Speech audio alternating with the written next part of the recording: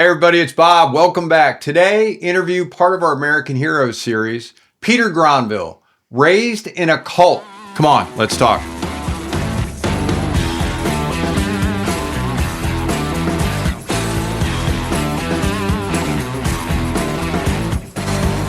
Hey everybody, welcome back to the show. Katie, good morning. Good morning. How are you doing? Awesome. I'm very excited today about our interview and our first interview in the American Hero series, which I think people really are going to be excited about. I mean, and as you know, these are men and women across our country. You don't have to be a rock star. You don't have to be a senator. You don't have to.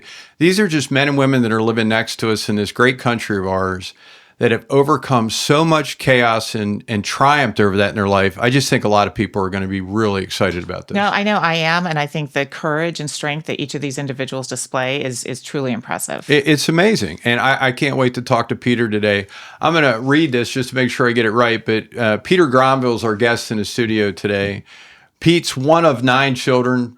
Peter's childhood took a dramatic turn when at a very young age, his parents joined a cult.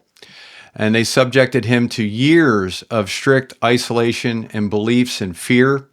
But with remarkable courage, he broke free of all this. He rebuilt his life from the ground up and forged his own path to success. And I think I've known Peter for a while, and I'm going to add a side note to this because Peter's a good friend of mine, and I was in the government for years. And when I came out, he was actually the first guy that interviewed me in the private sector. And it's funny because we had never met before. We're sitting in the 8th or 10th floor of some high rise in Washington, D.C., and it's supposed to be a 15 or 20 minute introductory talk. And I think it went for a couple hours. And you guys just ran long. And just ran long. And I mean, he had a busy day. I had to get back, I think, and it just ran long. So, Peter, thank you so much for being here. Thank you. Yeah, thank you for having me, Katie, and thank you, Bob. It's going to be a wonderful conversation. I think it's going to be great. Look, I've known this story for a long time, and honestly, it's one of the first things that came to me when we started doing the podcast, and we're going to start doing a series which we're calling American Heroes, and it's not a surprise I asked you to come here. And I really want to take our time when we're going through this story. Sure. I don't think there's so many Americans out there. And again, I say this all the time, best country in the world, best people in the world. A lot of negativity in the news nowadays. And I just think we really need to concentrate on the positive side. And with you, I'd like to walk through, just from the beginning and kind of let people know, start where we start, right? So where did you grow up? Where were you born at, Pete? Yeah, so I was born in Mankato, Minnesota. My dad was a 2-sport D1 athlete. He played basketball and ran track at the University of Minnesota and then later at Minnesota State. My mom and dad met in college. Mm-hmm. They moved to Mankato, Minnesota, my hometown, where my dad was English teacher, high school English teacher, basketball coach, track coach. So that's what he did for a living. He was a teacher. A teacher, and my mom was too. My mom was also an educator. Did they teach at the same school? My dad was a high school teacher, and my mom was an elementary school teacher. We actually lived right across the street from our elementary school, so it was actually kind of a bummer. We'd have to go home for lunch instead of having the fancy school lunches. But that's what people did back then. It's the same thing. I grew up right next to a school. I mean, everybody built their houses next to a school so their kids could go to the school next to their house. Exactly. It's a lot different nowadays. And it was, Mankato, Minnesota is this beautiful little town on the bluffs of the Minnesota River. It's the big city, a little house on the prairie. Yeah. When you say that, like big city, just so people understand, like what's the size of what you're talking about? Yeah, and big city by little house on the prairie standard. So it's probably about 70,000 at the time. But the 2 high schools and 1 Catholic high school, just a middle class, upper middle class town where, 2 kids and a picket fence was kind of the life I started in. Yeah. But Midwest, all-American, both, teachers as parents. Athletes growing up. Big outdoors lifestyle. My parents were both Scandinavian. It was very, very, and German, very, very traditional, Minnesota family. They were both born in Red Wing, actually, a town just down the river. I'm from down the Mississippi River from Mankato. What was the infrastructure? Like, what was the major source of people going to work? Like, was there big factories? Yeah, there's factories there. So Honeywell was there. Oh, okay. So that makes sense. soybean processing. Yep. Of course, 3M. It was Minnesota Mining Manufacturing. Yeah. The Taylor companies were there, which again, sort of manufacturing heavy. some commerce. I mean, there were probably a handful of classmates of mine whose fathers and mothers were bankers and lawyers, but it was really traditionally an upper middle class upbringing. Yeah. Until everything changed. How about brothers and sisters, Pete? Yeah, I know you come from a big So it gets into my family. story, right? Yeah. And maybe I should just jump in. So when I was living this life, my sister was 4. Yeah. My sister Erin. Yeah. And I was 2. And we had this life. My dad was an avid outdoorsman. Yep. Just a wonderful, funny guy. Yep. We had this. He had a thriving kind of friend group. They went running together, fishing, boating. These are your early These are childhood my early, memories. I was 2 and my sister was 4 when this cataclysmic thing happened. It was in the 70s, and at this time, as I come to learn, this was a lot of traveling kind of counter-established religion preachers were kind of making their way around the. It was just like post-Vietnam, and it was all this. And I guess my dad was sort of.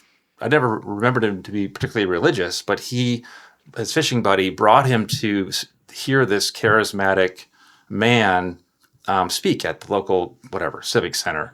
And it was some version of sort of hellfire and brimstone, fundamentalist Christian, and my dad got spooked by the thought that he was probably living this indulgent life and not being, sort of devoted to whatever this caustic thing was presented to him.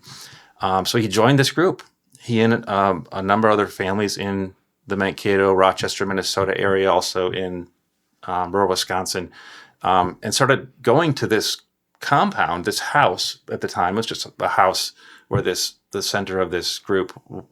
Was it close to your residence? No, in fact, it was outside Green Bay, Wisconsin, a 7-hour drive. Oh, wow. From And Mankato. he would just disappear from the family. No, he would take us with him.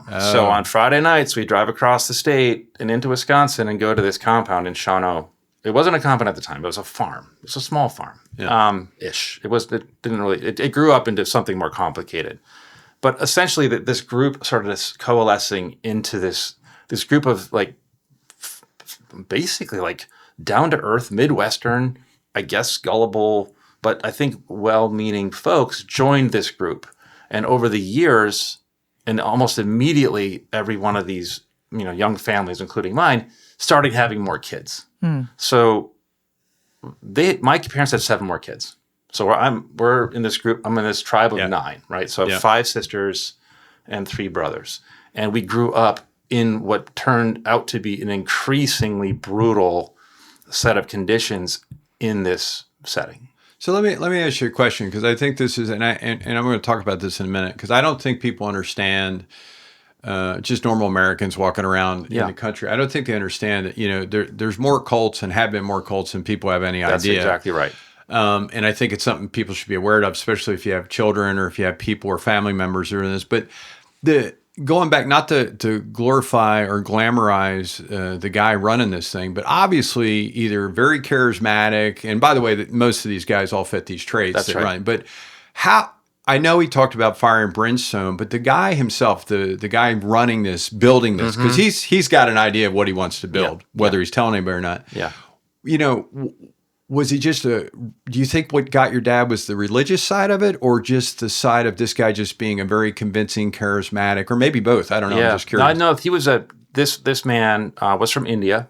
Yep. And was a Hindu who found by his own stories, found Christianity. So he came to the table with this mysticism of Eastern mysticism meets black and white fire and brimstone. Yeah.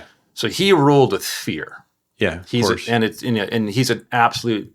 I don't have these words right because I'm not Bob Anderson, but I would say sociopaths, psychopaths, for sure sadistic, a complete narcissist, malignant narcissist who traffics in fear and pain, extracting pain. And over the years, he broke our childhoods, broke our families apart. So when I look back and think what was his objective, I think it was just he's a complete psycho. Yeah, like serial killer type stuff, because the way he preyed on children and trafficked in pain, like people's pain, his insatiable appetite for other people's pain, whatever that's called, that's him. Yeah. Well, And I think it's a good point to just talk about this for a second. And I don't think people understand. and I'm just going to mention a few of the big ones, which everybody knows, but people of our age will remember Jim Jones in Guyana. Sure. Hundreds of people end up being killed.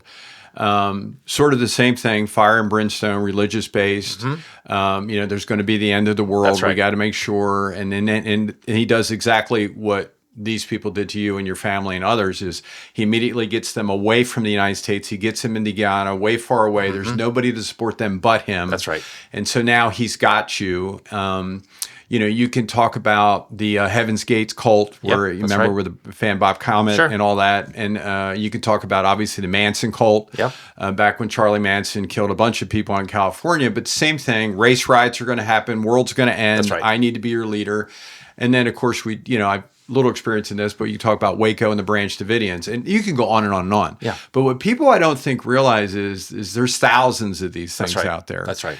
And what starts off with maybe a very charismatic guy, charismatic gal, usually revolving around something that people need: religion, faith, money, something to follow. It kind of lures them in. And, it sounds like from the beginning, your mom and dad were just great people doing what everybody does, raising a family. That's right. Obviously educated because they're teachers.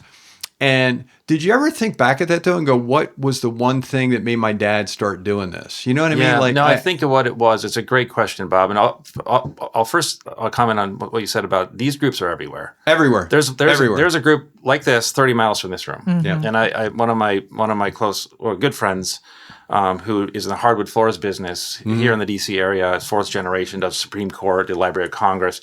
He told me, got to know my story a little bit, and he said that he went to respond to a request for a bid in Maryland, 20 miles from my house in Washington, D.C. Yeah. And he walked in, and it was full of people screaming and praying and whipping themselves, and he walked right out. And he told me, he said, Peter, there are these groups everywhere, every 20 miles. Yeah. So because people need something. They need something. There's a hole in their brain that needs to be filled. And that's right. And a lot of the folks who joined were a little bit sort of not the profile of my parents. Were college educated and already a lot of single younger people looking for a leader, and it was touted as this is counter-establishment. This isn't the big churches. This is our own kumbaya thing. It kind of felt kind of fuzzy probably at some point early. This man preyed upon my dad, though, because he was such an accomplished athlete. He was such an accomplished, just a fun person.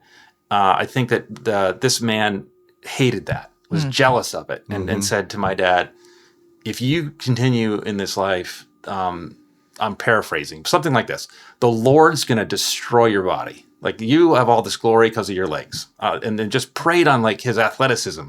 And my dad himself was actually a very kind, charismatic person. And I think just kind of like, well, this is my way. Yeah. And I probably appealed to my dad's desire to be a part of a church, because I don't think he had like made it quite into a church community. And then it's like you put a frog in cold water, and it just sort of feels okay. And then you start turning up the heat, and that's when all this stuff comes trickling in. And basically, my first searing memory of the cult experience was when I was 4 years old. I think that's when the age when I'm a dad. I've got 3 kids, 2 boys and a girl. Yeah, they've all met you, Bob. Yeah. I think it's around 4 years old when a child starts achieving consciousness. Like they can start looking around, going, awareness of what's going on. What is this? Like, is this good for me? Like, this is not how adults should act. And it was really that moment as a 4-year-old when I was alerted through a brutal event, and I can share it with you. I was now on notice that this is terror. This is terror. And I lived my life after 4 years old at this searing moment that I'm happy to share with you. I met terror with fight. And that forged, I think, from that, just out of necessity, I could either break or I could fight. And it sort of forged my path. So you're at 2, your sister's 4 when you joined. Yeah. How did you go once a week? Were you living there? What was the once a week leading up to this event? So the pattern was once a week, but it was brutal. So we'd leave our house in Mankato on Friday after school and drive 7 hours into the night and then wake up on the dirt floors or the concrete floors on blankets or sleeping bags. So you were staying at the at facility? At the house, yes. And it got bigger over the years, like physically, with more structures. But on the floor. That I, as one of the kids, in child labor, built. And then it was these long meetings, like vicious rants from this guy, separating men and women in the room. The children would be up here, sitting on concrete, just like these just brutal, nonsensical madman rants about the end of the world, apocalypse is nigh, sacrifice everything on this earth because the prize is in heaven, and then labor and minimal food, solitary. I think this such is important. And honestly, this is such an important part people should be listening to, because I'm telling you, there's men and women out there going, I'm in this, a friend of mine's in this, how do I get out of this? And this is how they all start. Every cult that I talked about is the same way. Yeah. Every cult that is being led by either a sociopath or a psychotic personality, which a lot of them are, is first it's going to be, I'm going to give you something that's missing. Yes. Because now that draws you to Bob, and it draws you. And then the next thing I'm going to do is I'm going to segregate you away from everybody. Yes. Why? Because now you only hear Bob. That's right. Soon I'm going to cut off all the TVs, all the telephones. And then what do terrorists do? They separate people when they take you hostage. Yes. Why? Because now you're alone. Yes. No different. And I use the word terrorists very, very methodically here. Yes. Is they start saying everything you just said. And I loved your answer because it's very true. And I'd love to hear about when you talk about at 4 years old, which is God young, or just God awful young, to be subjected to something like this. But you vividly remember this one incident, and I'd love for you to talk about that because this is almost the fourth or fifth stage is sort of where you're at. The next stage, unfortunately, is a lot of people get hurt, killed, die, commit suicide. That's not all the time, but a lot. Yeah, and so. I think that would be very interesting because if you think about it as a 4-year-old child, I agree with you. Like my earliest memories are probably when I'm 6 or 7. I don't even remember. So for something to be seared into your brain as crystal clear as it is at that age is pretty dramatic. Yeah. Yeah, it as I was reflecting on this story, that I went back to that one place, and here's what happened. So, and to kind of wrap, this actually goes right into the very end of your question, Katie. Is so on Sunday nights we would drive back. So after a brutal 48 plus hours on this compound where the women were put to labor, the men and the kids were put to labor in all the different divisions, then you go home. Okay, and you're waiting for the minute you get back in your car and drive home.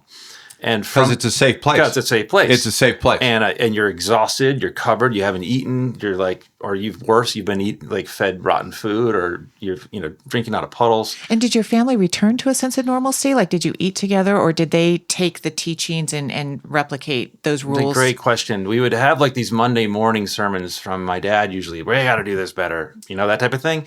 But we were kind of sheltering in place pretty quickly as a family. Especially as a family grew, and we would leave and then try to go back. In the early years, I was able, still be able to go to school. Yeah. But I had a shaved head. We had to wear clothes that looked like very traditional. They were just really plain clothes. Yeah. Kind of muted. The girls wear long skirts and had long hair. I wasn't allowed to wear shorts. All sports were banished. That's where this all was ended up. So on a Sunday night, and I'm just and I was singled out too. So my dad might have been singled out, but as a child, this monster of a man took a very special interest in me, and what turned into years of systemic abuse. Okay, nothing sexual. But it was isolation, it was solitary confinement, child labor, brutal beatings, cattle prods, hunger, minimal shelter, sleeping in, I slept, so, sorry. No, don't. I want you to continue. I want you, though, to really tell the audience, when you're talking about, give us one of those, walk us through that when you're saying just years of abuse.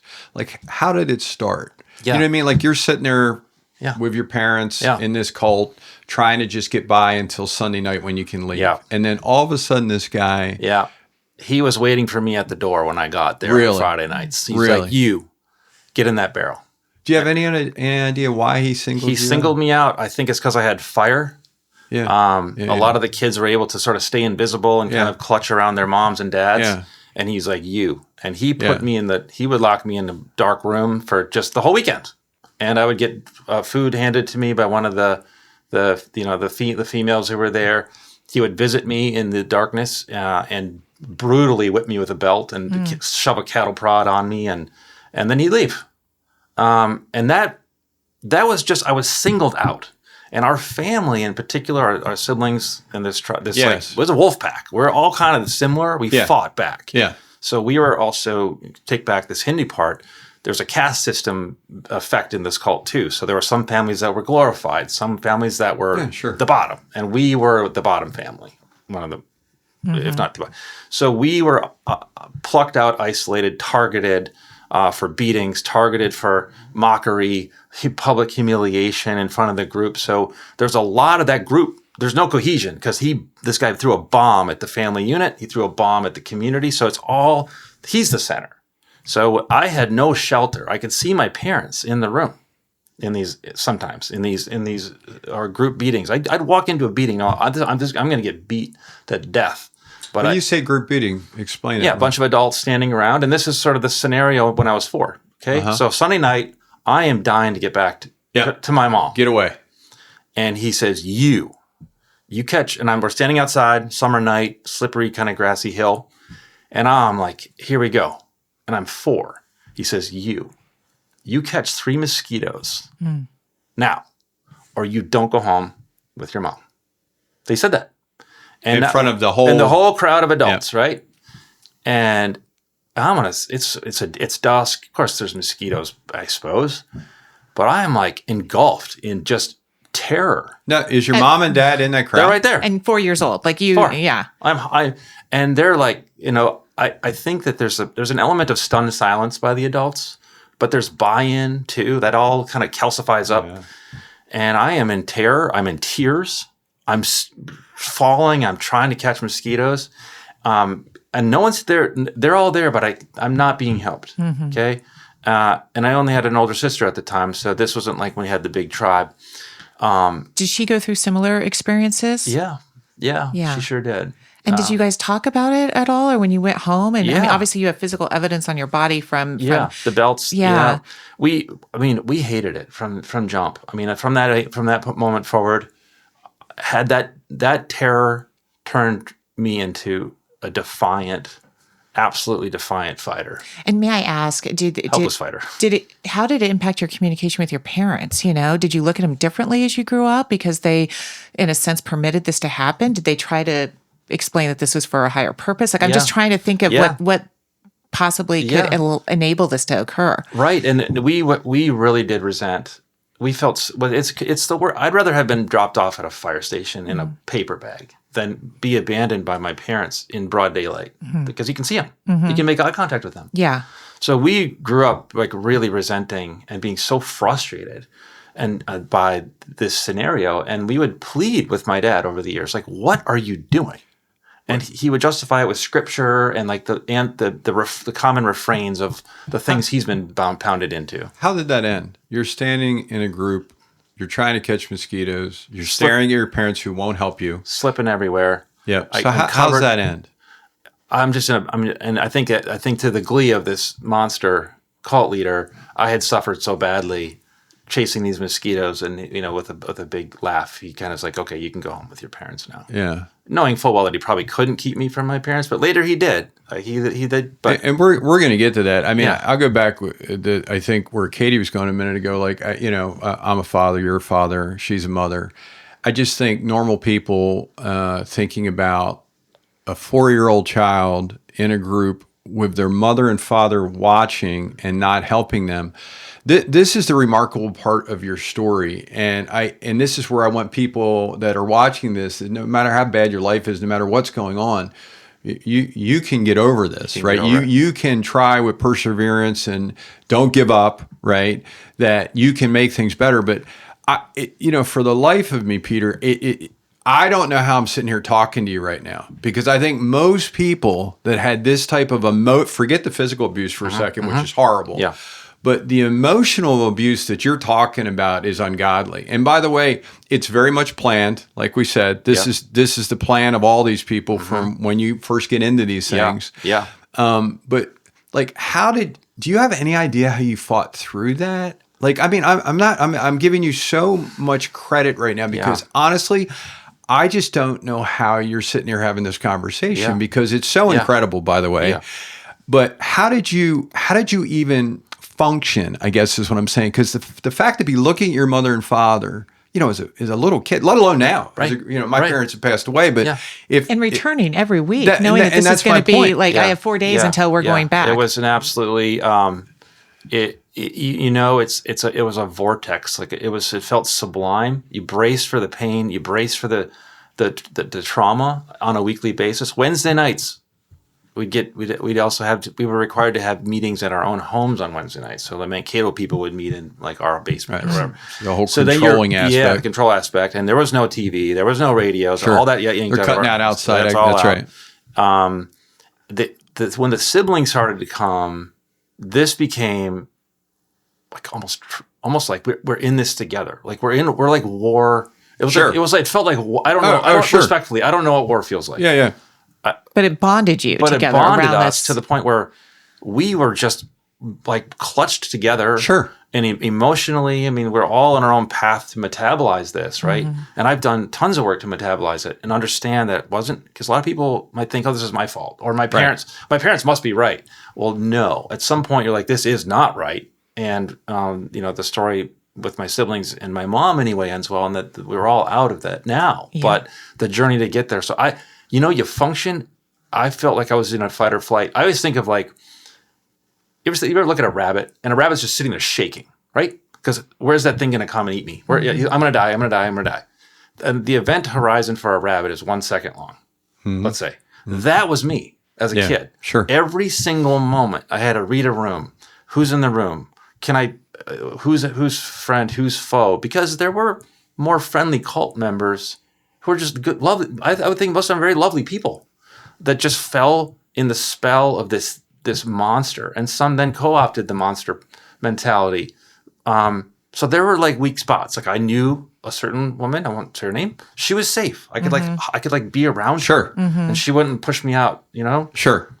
Oh, I mean, you're describing it to a T. I mean, you could take 9 people that don't know each other. You do because you're family, but you put them in a situation that they know they're either going to get hurt or killed, or something's going to be. You can throw them out off of a boat in the middle of the Atlantic Ocean, throw one piece of wood over. Guess what? Those 9 people are now a team. Yes. And they will fight tooth and nail to make sure they survive, right? Yes. And so it's the same situation you're in, but unfortunately, as a child. Go ahead, please. I was going to say, Bob, and you mentioned this. So I know I'm jumping ahead, but when I became a father, right? That's one of my, because I didn't know what fatherhood was. Sure. Like, what is it? Like, I had no idea. When I became a father, the first time, my oldest son, and he turned 4, a lot of that stuff started coming into me. Going, your direct memories. I am looking in the beautiful face of a 4-year-old boy. Yeah. How innocent he is. And then how could someone hurt him? Yeah. Especially it's like you have to like relive that. But that's sort of a reverb, but it gets back to sort of the fundamentals of fatherhood too for me are and leadership too. I think just success is the empathy, right? For one another. And that's what we as a tribe of 9, everyone has a slightly different story because they're different ages. Of course. Right? But there's one thing is certain. We are fiercely bonded through that trauma. And we all helped each other get out of there.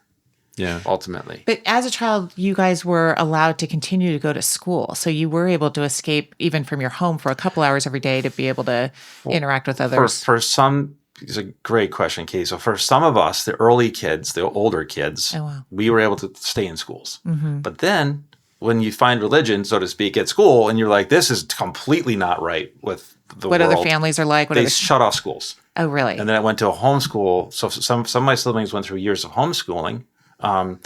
Because who did that? Your mother, or who did that? The cult leader. He's like, okay, school's closed. How old were you at that time? I was already through high school, and I was off to college. So it was really after you. They realized there might have been some homeschooling going on when I was like maybe a junior or senior. Because I sort of helped my siblings learn algebra or whatever. Yeah. But they shut another thing they shut off was education. So the tail, of course. the Yeah, tail of course. end of Yeah. the sibling trail did go through some homeschooling, and then some of them just went back in because now the cult had started deteriorating in a little bit. But so there was a homeschooling period in there. But my race was academics. So it's like school was my sanctuary. Literally, the only safe place that I had were in my teachers, my classmates, and the literal safety that schools provided. You bring that up, Pete. So it's a small town. Yep. Your parents were in the school system as teachers. Yes. Same high school that you attended? Yes. They taught there? Yeah. My teachers were my dad's friends before he got fired. He got fired for proselytizing to his students after he joined the cult. So these are my dad's friends asking how my dad's doing. Well, that was going to be my question, right? So you're older. You're still allowed to go to regular school eventually. Yeah. But as you're doing that, what is the reaction from your mother or father? Are they trying to stop it, or did you actually receive help from these people that used to be your dad's friends? I mean, because I got to imagine it's a small town. They know what's going on. They knew something right? was So up. that's one of the things one of my biggest questions is how did you even get through high school? Like, forget about college for a second. Yeah. Was there a lot of just interaction between your teachers and other family that are like, we've got to help this kid out because of what's going on? I mean, there was certainly kindness. I can still think of a few teachers in particular who knew my dad, who knew he was lost. I mean, they lost a friend too, and my parents lost kids. Like they lost my mom's parents lost a daughter. My dad's parents lost a son to this. My classmates were kind. My teachers were kind. I was sort of dressed in shame though, because I looked physically different. Sure. Yeah, of course. But there was compassion at school. My classmates and the school, thank God for that. I mean, honestly, it's the one piece of this that's, if anything's a shining light, it's this. It was. You And know? now, I will say that we had neighbors, and they were all very kind people. Okay, I do wonder if I knew that there were some, some screaming and hollering going on from whippings and beatings at our home, that I would have speak up if I heard it at a neighbor. But the bottom line is the community was kind to us. I think that's remarkable because I think there's pockets of that in the United States now. I think we need to get back to that where people look after the people in the community. Yes. The other thing that it is, I think, interesting because when I grew up, never a cult, but if a mother or father hit their kid with a belt, no one thought twice about it. Now, by the way, I don't agree with that. I never did that with my kid. Yeah. But it also further obfuscates what's going on with your parents. That's true. You know what I mean? Nowadays, and rightfully so, if a parent abuses a kid like that, you're going to end up going to jail. Yeah. But it wasn't in the early 70s, late 60s. It wasn't a big, so out of line. No. And I think that further complicates it. But it just sounds like school played, and the men and women in it that were your teachers or even your classmates and my friends, played a huge role in this. For you to end up eventually being successful. It felt. I mean, literally the physical feeling of walking down, because I was across from elementary school, but I was just 2 or 3 blocks down from my high school. Yeah. Walking out on a Monday morning and kicking leaves and feeling like I was a kid. Yeah. That's like a physical feeling. Yeah. And then having to walk back up to home didn't feel great. Yeah. And were you a good student? Like, did you enjoy reading things that could distract you from the real world sometimes? Yeah, no, I was a great student. Yeah. I graduated #1 in my class. Yeah. Great outlet for you, right? Yeah. I earned a full academic scholarship to college. I went to the University of Minnesota. I wanted to go elsewhere. I qualified to, but I had to stay. I just felt like I had to be still, because now I've got all these younger siblings. We're all on this path together. Yeah. And I needed to be still tethered to these. And there's 9 siblings now living in the same house. And it's incredible, one, that you graduate from college and that you're able to make sure that you do that. Yeah. But just walk us through, how did you apply to college? Did your parents know? Did they support you with this decision? So I was on the very front end of the age group for the kids in the cult, right? Mm-hmm. And so I took my standardized tests and applied to schools. I was certainly discouraged from applying anywhere but somewhere in Minnesota. Was there a counselor at the school? Yeah, that the helped counselor connect you? sheltered me. So I think they helped me get through it and got me on my applications. I mean, I was very public with my grades where, I graduated 4.0 and, number one. Yeah, but thank God. Thank Because God. if you would have had to rely on your parents helping you pay for it, they would have never done it. No, And so exactly. your focus, Yeah. turning the pain into something That's right. positive That's right. into school really Yeah. probably saved your life, quite It probably, frankly. frankly, But that focus, I mean, with all of this going on, to Yeah. be able to graduate number one But in I your get class. it. I think Yeah. he's taking, and I'm not a psychiatrist, but you're taking that pain and that anguish, and you're focusing that's on right. someplace where you Yeah. can see. And Yeah. again, because you got the full ride to Minnesota, thank God, because Oh, there was no money. that's what I'm saying. No. Yeah, and probably not only no money, but if there was a way to block it, they would have Yeah. blocked it. No, my parents You know? were impoverished by the time I was Yeah. 8. My sibling, I was 8, so my little sister was 10.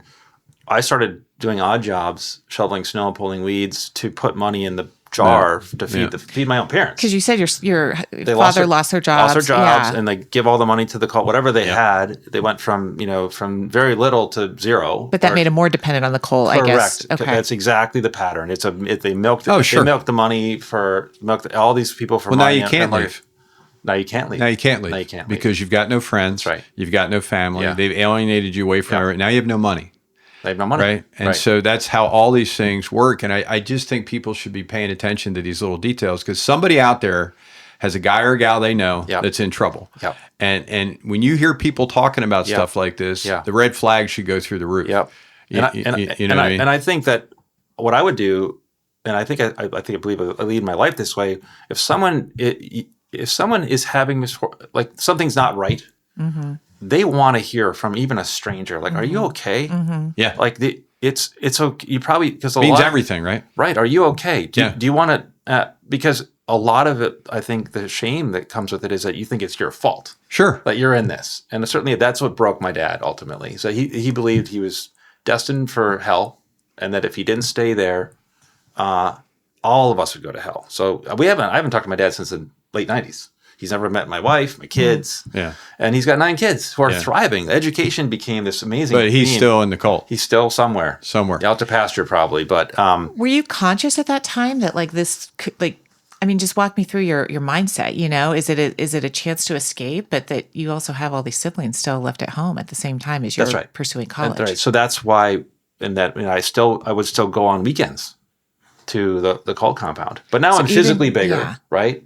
I'm not getting targeted now. In fact, I went through a period where I was like really kind of left alone, right?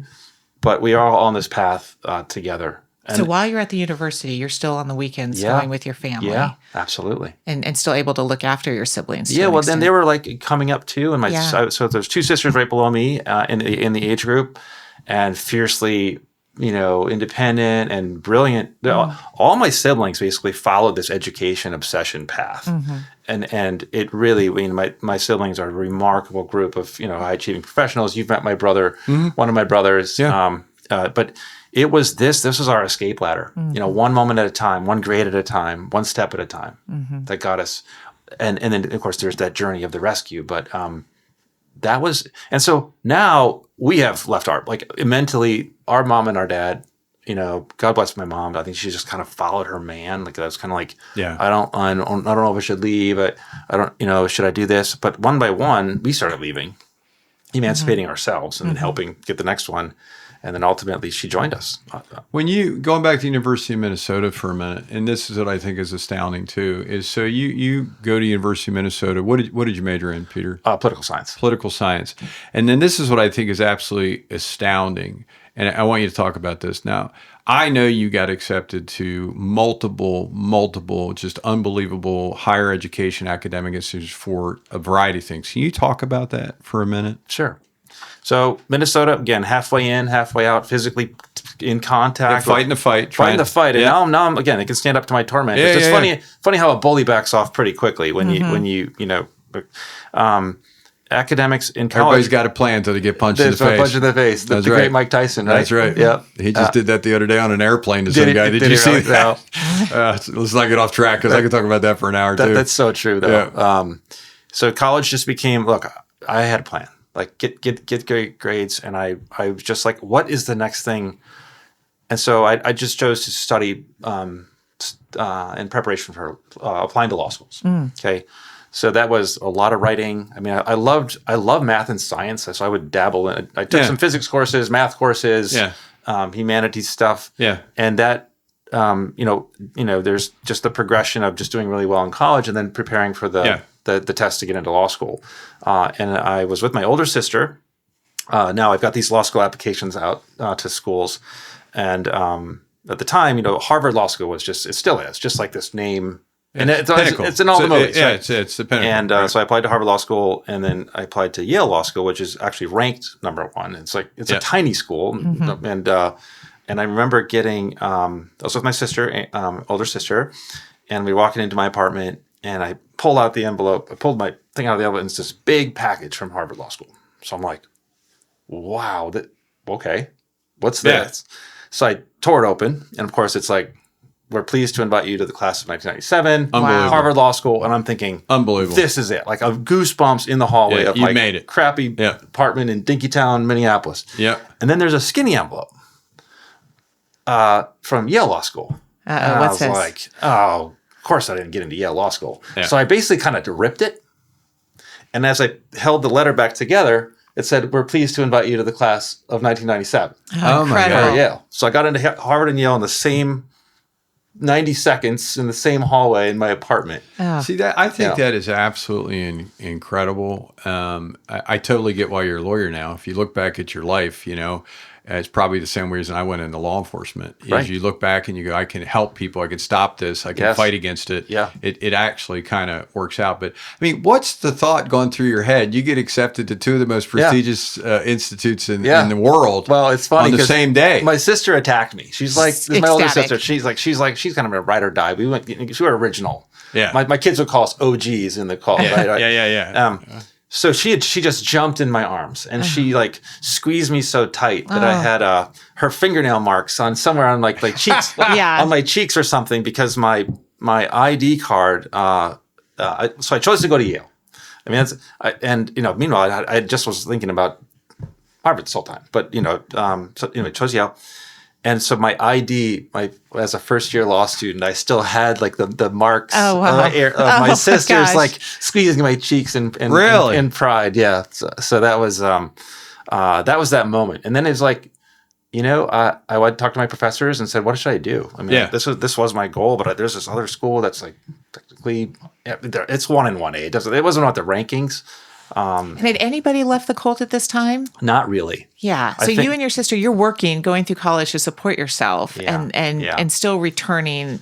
Yeah. I mean, there were some outliers that would just say that they just bailed quickly. They're like, this is not right. I'm out. And then those people were vilified, of course. So they betrayed us. They're definitely, they're on fast track to hell, all that. So anytime when someone left, including myself, you're demonized. And in fact, when I did leave, ultimately it was used against my siblings who were still there. I can imagine, yeah. For when did you actually leave? The physical separation was when I moved to go to law school. Yeah, that's physically separated. Now, were you? I mean, I got to imagine that has to be like such a yin and yang, because one, you're going to Yale Law School. Two, you're normal, right? After going through all this, but you're leaving your brothers and sisters. Yes. So. Talk to me a minute about that. Yeah. Like that's got to be as traumatic as anything, because you know what they're up against. Yes. It is. There's another really weird twist in here too, which was that the cult leader had a daughter who went to medical school at Yale. Really? So I was now kind of stuck around him because he would come around. Really? And that was just like it was so gross. I mean, I eventually was just like willing to call him out and just like, this is all so completely broken.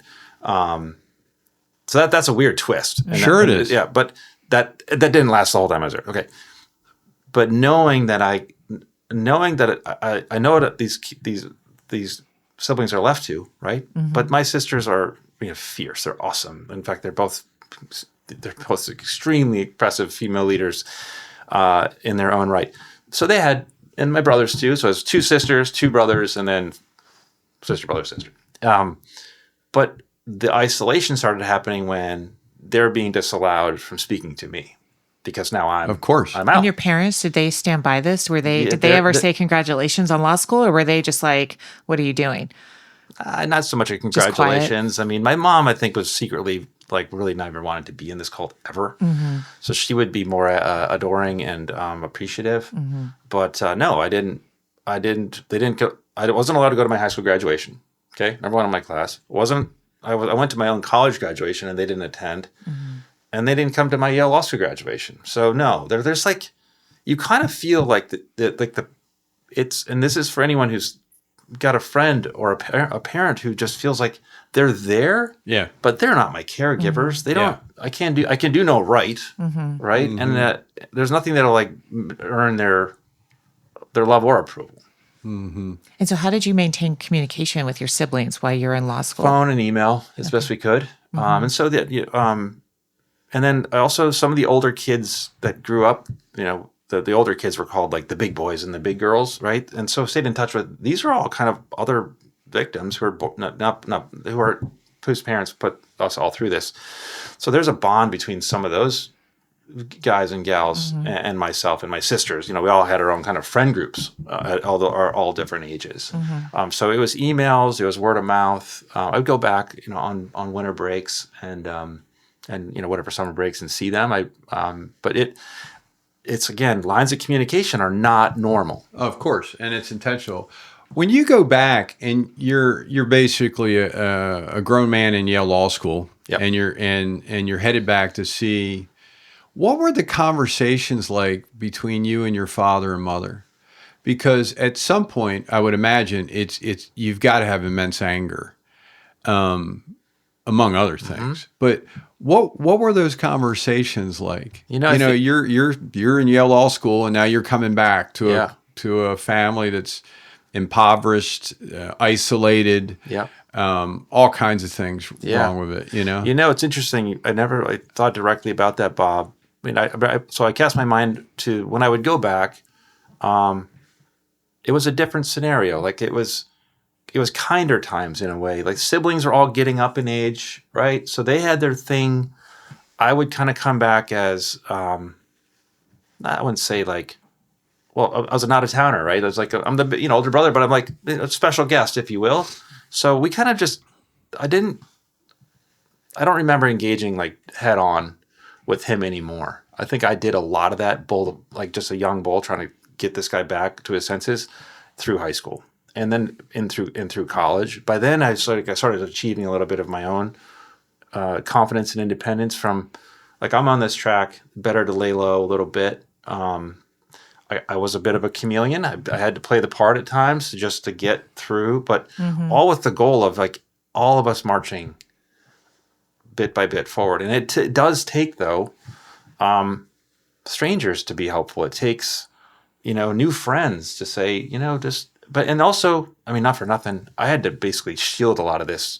I didn't share this story at the time. Sure. With many people. Yeah, right? Because I was really enjoying the normal part of my life. Yeah. And didn't want to like bang it up with like no one wants to get traumatized, by a terrible story like after playing pickup basketball. Did you think beyond law school? Did you make a conscious decision that says, "Oh, okay, I'm going to do this. I'm going to support myself. I am not going back." Or yes. I was completely out. I mean, once you get out of an orbit, like there's nowhere gravity. Like you just go. So I felt like this is launching me. I clerked for a federal judge after law school, a federal judge in Richmond, who was a dear man, a wonderful man, Bob Anderson. You would have loved you. Outdoorsman. He was in the Pineapple Army. He lied to get into the Army. Really? He was only 17. He was at Pearl Harbor when they got him on. And really a father figure to me. We hunted and fished, and I worked for him, and then I went off to a Wall Street law firm. And how did you think about your siblings at that time? All coming along. Like they're coming up, watching each sibling kind of do its thing. A brother joined the Navy. A sister went to law school, then became a Navy JAG. Yeah. Another sister went to law school and is now a very senior executive. Was that really in the back of your mind, though, because you did it? Was that sort of coaching your brothers and sisters? Here's your escape plan, right? I'm setting up an escape plan for you. right? Yeah. Here's how I did it. Yeah. I kicked ass in school. I got great grades. Yep. I got out. Yep. And then I started to see Yeah. you know what I mean? Is that really how you start seeing the light? Yeah, Yeah, and a way to get it and a get way away. to get it. And that's the great thing about this country, Bob, is like you don't have to have my awful childhood to do well. Yeah. But this country will reward you for kicking ass. Yeah, working hard. And work hard. One of the and few you still will get it. That's and right. You don't have to go agree. to, and I'm not saying you have to be smart in high school or college or law school. You can just any little bit of grit. And this is one of the things I admire persistence so much because very few people have it. But if you have it, they're going to get to you. If you're going to remember the persistent. You know, I teach at Georgetown Law School as an adjunct. I remember the names of many, but I specifically remember every student who's been persistent. I need a letter of recommendation. Where do you think I should apply for a job? Because never quit attitude. Never quit. And that is what I think my family and other families who've escaped have in common. It's persistence with something. Happened to be education for most of the 9 of us, but every one of us has just unrelenting persistence. Stubborn works, Pete. It works. Stubborn works. Yeah. I mean, and you know, I can't agree more with you. I mean, the education's great and all that, but when you see a guy or a gal that's working with you, for you, around you, that has this never quit attitude, they're stubborn. They're going to they're raising their hand first. You need something, boss. I think this is one of the few countries that you still absolutely can come and become something huge from nothing. From nothing. From just working hard and putting your head down. I think that's a big deal. The one you brought up, and I think this is important, you and I for years have, and I've written 3 books on it, on leadership. And you described one mentor, right, that you clerked for and was a great guy. Yeah. Who else? I mean, who else do you think in your life, you know, along this time, not now, not Peter now, but back then, who was did you have other mentors or people that you would look to and go, that guy or gal is doing something I want to emulate? Yes. I'll give you a vague answer than a specific one. Sure. So at my law firm, which is a very prominent Wall Street firm, I would look across the table and look at this one client, this female CFO, and I wanted to be her. I was like, how do I get to that side of the table? Like the decision making, the precision of thought, the stature, I was blown away. And not unlike the female executive that we met in our Nashville travels. Okay? Oh yeah, very much so. And then the next client, and then so I say, okay, if that's sort of what I hustled and earned money as summer jobs and grew up in construction. It's like this is my own version of that. I want to be her. I want to be him. Whatever. But then between them and myself is of course my direct bosses. So I had tremendously kind and eloquent and graceful mentors at this law firm. I mean, graceful to the point where they knew my story and gave me grace to go back and go work with a couple siblings, to take extra time. They knew more at the time than I give them credit for. The grace and the mentorship, and even by not saying much, but just giving me latitude and comfort. That's the other thing. Kindness is free, and they, to them, I should have just been billing more hours, which I did plenty of. So that's the one answer. The specific answer is I had a client. I was assigned to a client as a senior executive at a global bank, and I was on the road with him for months, and he was in great shape, great energy. I was carrying his briefcase, getting him ready for this case, and we would work all night and all day. And he basically said to me once, we're kind of wrapping up the day, and he said, "Peter, what's driving you? How do you outwork me? And you've got all this energy, and you're so positive." Like he said, there's this pathological optimism problem you have. And he said, "What are you going to do with it?" He said, "So what is it?" And I didn't even miss a beat. And I said to him, "I've seen the devil." Yeah. Looked right at him. Yeah. That just came right out of me. I said, "William, I've seen the devil. Yeah. Nothing scares me." Yeah.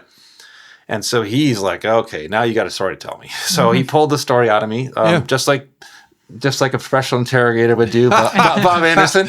I'm not pointing any fingers, but got to know like what happened. And it was that set me on that, the sort of this next thing that I can get into. But he was the one who, because he was my client, I had to listen to him. Yeah, sure. Like it took that to like flip something inside of me about how I felt about the rest of my life from that moment. You have an unbelievable story, obviously, and a lot of this credit goes directly to you. But like everyone, I think everybody needs somebody. Everybody needs somebody. And you dig down behind any great leader, any great success story that I've ever bumped into in my life. There was somebody. That's right. At least one person. At least one person. And I think your point earlier, which I think people need to hear loud and clear, you don't know who you're talking to needs that one word saying, hey, you okay today? Hey, great job. Or I've never seen somebody do it that way. You don't understand, I think, because the world's so fast nowadays and we're all doing so many things. And you never know what's going on in people's private lives.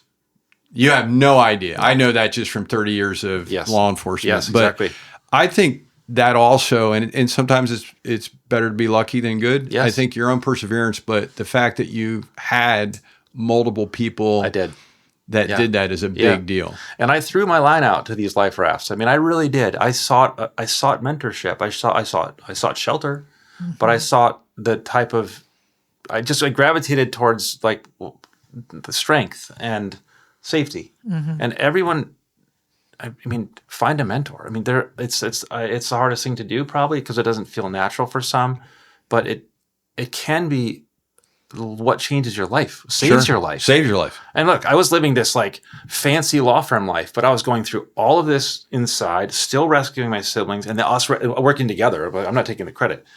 Living this like other life while practicing law, okay?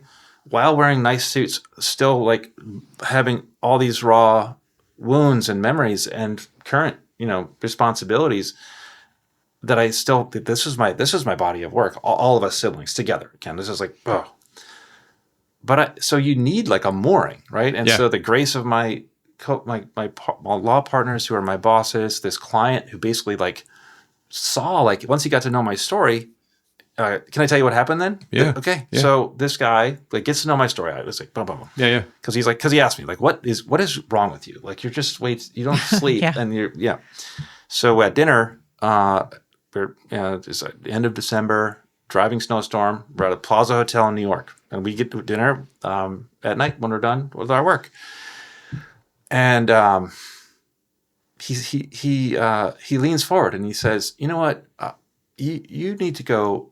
Like I know your story now." He said, "But what do you want to do with your life? You know, what you." And I was like, I was stunned. I had never thought about representing myself. I mean, sure, did I survive all this representing myself? Yes. But my focus had been on like survival, the situation. In a sense, Right, exactly. Yeah. He said, listen, skip dinner. Go up to your hotel room right now. Yep. And I'll never, because he's just like, you know what, skip dinner. And he said, go up to your room and write down what you want to do. And if you do this correctly or right, you're going to hit a wall. You're going to feel scared. You're going to feel like you have nothing to say. Good. Just like hang in there. Push through. And so I went up there and I was hungry. So I was skipping dinner. And I opened up my laptop and I had nothing to say. And so I sort of robotically, I started saying like, I want to be, and whatever that next thing was. I was like, no, I don't. So I just deleted it. And then I was like, well, what do I want? So that eventually those words started coming out, like all kinds of stuff. But what I first wanted to do was not practice law. And that was so hard to write that. Yeah. Sure. But I didn't want to practice law. Yeah. I remember I wanted to be her and him. I wanted to be something else. Right. And then I was like, wow, okay, if I can say that, very easy sentence to type, very hard to like excavate. I went down this list of things that were like living in me that I didn't have access to. Sure. And it went from professional to personal. Like I was like, I bet. fatherhood. Like what's fatherhood? I have no idea. I just wrote it down. Like if I could be a father, like I could imagine like what the quality of my kids would be like and the home I would have. Like that was completely like whack. I'd never like put that out. And then of course the siblings and the mom, like, we got to finish this fight. We got to finish this rescue. We're almost done. And I wrote, like, we will see my mom sometime soon in freedom. We will all be together in safety soon. I wrote that down. But the freedom to say this out loud and to believe in it, and then the clarity on just, what you want to do with your life. Yeah. So I brought it to him the next morning, and he's like, wow, you really went for it. You took it seriously. And then he made me go back up and readdress it to myself, because it was a memo to him. Remember, it was like, this is like a command, a work command. And I sat on my bed and read this thing out loud, and I had a full physical experience hearing my voice. Oh, of course. Come back in and as vibrations. Yeah. And from that moment, that memo came to life, and so there's more to that, but fundamentally getting stuff down, turning thoughts into words, Looking at it.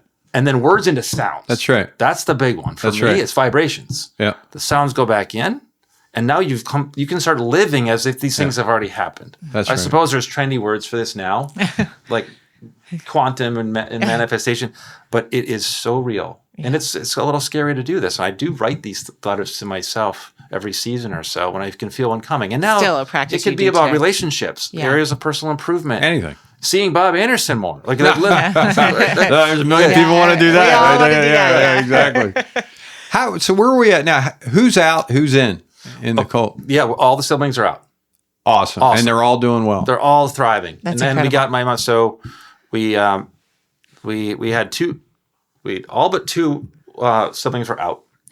Then my sisters, in this amazing act of bravery, because by now in that period of time, my mom and two. My mom was living on the cult compound. I'll just race to that. Yeah, sure. Because everything starts kind of collapsing in. That's exactly right. Okay. So in the dark of night, my sisters got into a U-Haul or a pickup truck and drove into the compound, knowing that my dad was not there. And they're like, "Mom, get your stuff. We're getting out of here." Yeah. Wow. And they got her out. Oh. This was many years ago. And so she's thriving. She's basking in the glow of her many grandkids. Was it hard to keep her out? No. Like, did she feel a Absolutely. draw? No. No. So She when never she was wanted to out. go She never back? wanted to be there. That's the other thing. She just didn't have the strength That to was- decide yeah, otherwise. yeah. But I think everyone doesn't want to be there. That's the thing. It's a cult of fear. There's very few people who are believe that they're there and they want to be there. Is your mother and father still married? No. That when she came back out, she actually went back to see her mom. Right in Minnesota. And of course, her mom and her sisters reunited with their sister after 30 plus years. That must have been Wow. incredible. And then we're all around her, and then she helped get the last two siblings out. So we're all out for years now. And my mom is absolutely thriving. Wow. She's we've again, she's got many more grandkids that I can count. I've got 3 to provide to that count, and we're all out except for my dad, obviously. And has he ever tried to communicate with the family or reach out to her or? No, gosh, no. I mean, Yeah. I think that we've tried over the years to intervene and get involved, but try to find him. But he has either hung up the phone or denied he has kids. Like it's Is he living with the cult as well, or I don't know. we don't know? Yeah, I don't know. yeah. But it's so unfortunate because they break you. You know. He's broken, and that's the thing. It's maybe there's a mental illness in there. It certainly sounds like it. You get 9 kids, and they're all crushing life too. So, and you've met a handful of them, Bob. But thriving professionals with my mom, and we all had our own journey, right? But when we get together, there's not when we meet for Thanksgiving dinners or the equivalent. There's humor. We had humor, and it's like. Do you guys talk about it openly, or is it something? Sure. I mean, that sort of recedes, I think, over time because people have their own kids and they kind of just want to move on. I think that everyone's on their own journey through the post, of course. the reverbs, right? Yeah. And maybe in the early years, you kind of had to maybe have a conversation about it. It always would be hours of it because most of it we're in just stunned, we're confounded by once you get an adult perspective, looking back at it, it's so broken, but it's hard to see from the inside. I got to tell you, Peter, I've seen a lot of screwed up shit in my life, and I think you, your siblings, everybody should be so proud of yourself. I mean, because I just don't think a lot of people would have succeeded and overcame this like right. you guys have. I think probably the most important question I could ask you in this entire interview is you've lived it. Your whole sibling family has succeeded. That's right. What is advice you would give to anybody that's listening to this thing if they found themselves in this situation or a friend? Yes. What's the one thing you would say to them to help them extricate Yeah. themselves from this? Here's what I would say. It's not your fault. I think that's powerful right there. Yeah. And the world will help you. Reach out to a support group or find a buddy at the Boys and Girls Club or a coworker's dad or a coworker's mom. The world wants to help. Like this is not your fault. And it's okay to be in a bad situation because you can get out of it. There is hope. I think a lot of people start to think this is hopeless. I'm broken. This is my life. I'm going straight downhill, and that full stop. It's not your fault. You didn't do anything wrong. Ask it. I mean, I suppose there's a way to maybe contact support groups or a mentor, a teacher, a neighbor. A neighbor. Strangers want to help. Yeah. The thing is, I think there's kindness in people, and we've experienced this together professionally too, Bob. People want to be related to, and I would tell any person of any age in any situation, not your fault. You didn't do anything wrong. And there's help and hope. I think it's a powerful statement, and I think it's a true statement, and I think that's part of this. So I think that's incredible. And so, are there siblings across the country? Do you get together for holidays and have moments? Well, so they're actually not across the country anymore, but there's there was some orbiting that happened sort of post geographical. Because this is Midwestern, but we grew up in Minnesota, Colton, Wisconsin. And so the Midwest sort of is a theme. My three brothers have kind of coalesced in this area, in the Washington, D.C. area. Oh, how nice. And my 5 sisters and my mom are all in the Midwest. Like 4 sisters and my mom are in Minnesota, and 1 sister is in Chicago.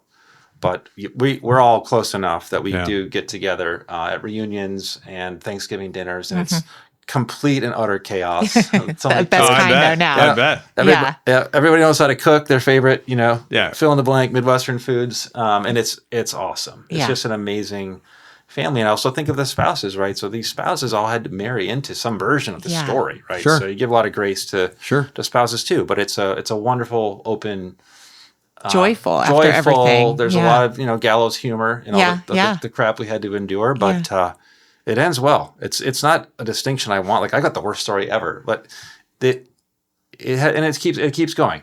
That's right. But it's that path, it's that muscle memory, and meeting terror with fight became a much more civilized version of that professionally. But there's hope, and then there's visualization, But the story across you and your siblings and your mother comes with courage and strength and overcoming, these. I mean, challenges is such a weak way to describe it, you know. But it's an incredible journey among all of you. And even my mom, right? So she was late to courage, but she had courage. Yeah. She just and needed to go a back nudge. and get the other She two. needed a nudge, and that everyone has their own time. And that's what I think.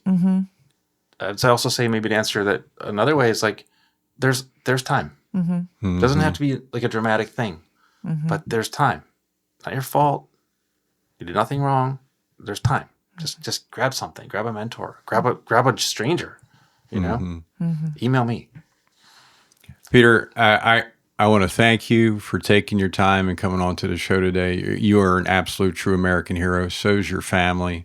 So thank you very much for sharing your story today. Yeah, thank you for having me, Bob. It's a great pleasure every time I feel like it's a fireside chat, and I'm happy to do it anytime with you. Well, that's awesome. Thank you so much, Peter.